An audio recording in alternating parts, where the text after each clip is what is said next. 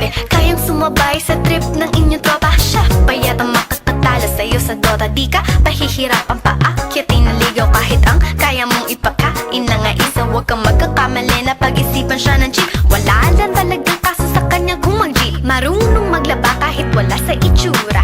Di na niya rin kailangan pa pamustura. At kahit na kanino mo dali nagpakilala na GGV ang lahat sa galing niya makisama. Di na nakala, di na mumulis ng cellphone yan. Pero magloko ka lang, lagot at mapipektasan. Oo, magaling siya makipagbiruan, pero ang puso mo'y hinding-hindi paglalaruan.